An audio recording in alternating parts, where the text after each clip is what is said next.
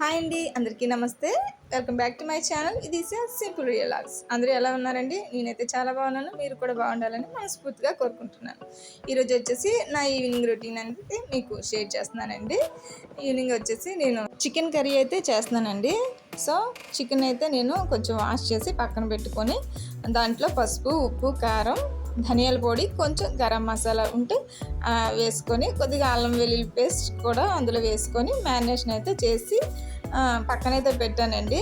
దాన్ని కొంచెం మ్యారినేషన్ చేసేటప్పుడు ముక్కలకి కొంచెం అన్ని పట్టేలా బాగా కలుపుకుంటే ముక్కకు బాగా కర్రీ అయిన తర్వాత టేస్ట్ అనేది బాగా వస్తుంది.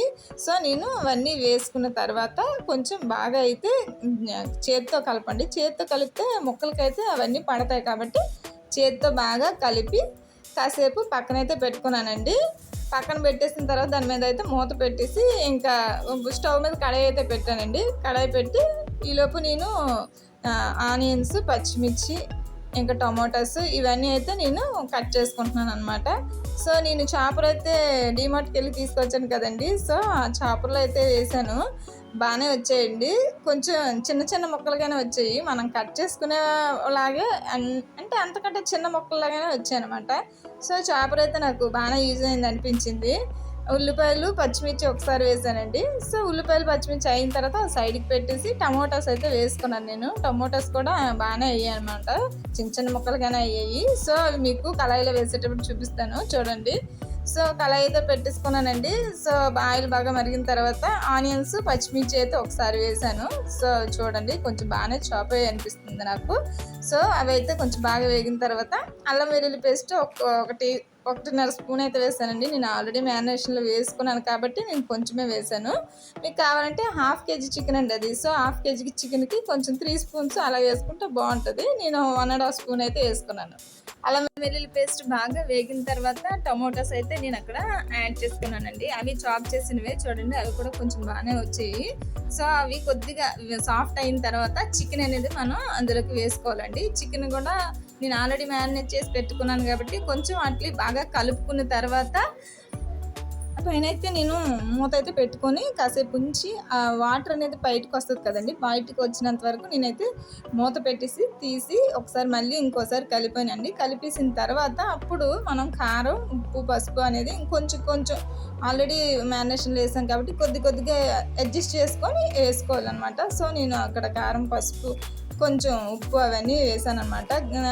ఎవరైనా చికెన్ మసాలా ఉంటే వేసుకోవచ్చు, అది మన ఇష్టం అండి. సో పిల్లలు ఉన్నారు కాబట్టి, చిన్నపిల్లలు తింటారు కాబట్టి నేనైతే చికెన్ మసాలా అవి ఏమి వేయలేదండి. కొంచెం గరం మసాలా లైట్గా ఉంటే నేను తయారు చేసుకుంటే అదైతే నేను అక్కడ యాడ్ చేశాను అనమాట.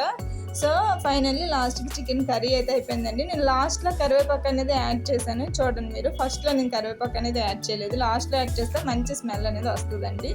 సో కర్రీ అంతా అయిపోయిన తర్వాత ఈవినింగ్ అయితే మేము బయటకు అయితే అలా వెళ్ళాలనుకున్నామండి. సో పార్క్కి అయితే బయలుదేరాము. చూడండి ఎక్కడికి వచ్చామనో పిల్లలు, నేను, మా వారు కలిపి వెళ్ళామన్నమాట. అదేనండి అందరికీ తెలుసు, వైజాగ్లో ఉండే వాళ్ళందరికీ తెలిసే ఉంటుంది.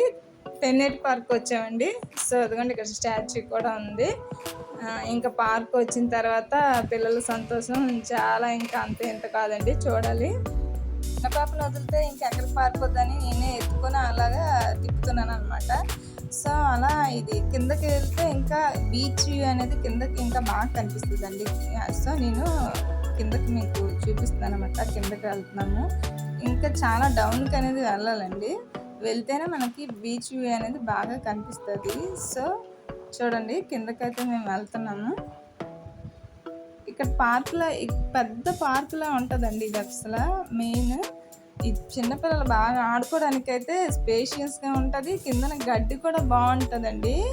పిల్లలైతే ఈవినింగ్ పూట బాగా తిరగాలి అనుకునే వాళ్ళు కొంచెం ఎర్లీగా వచ్చి ఇక్కడ ఆడుకోవడానికి ఏదైనా కిందన గడ్డి అయితే గుచ్చుకుంటుందండి. సో పిల్లలకి ఏమైనా ఆడుకోవడానికి మ్యాట్స్ అలాంటివి ఉంటాయి కదా, అవి అయితే తెచ్చి ఆడిపించుకోవడానికి అయితే ఇక్కడ బాగుంటుందండి. సో మేము కొంచెం లేట్గా వచ్చాము, అందుకని తొందరగా అదే బీచ్ అది చూసుకొని పైకి వచ్చి ఆడిపించి అలా తీసుకెళ్ళిపోవచ్చు అనేసి నేను కొంచెం తొందరగానే కిందకైతే తీసుకెళ్ళి పిల్లల్ని అయితే బీచ్ చూపించేసి తీసుకొచ్చేస్తున్నాము. సో చూడండి కిందకైతే వెళ్ళాము. ఇంకా కిందకైతే బీచ్లోకి వెళ్దామని మా పాప గోల్ చేస్తుంది.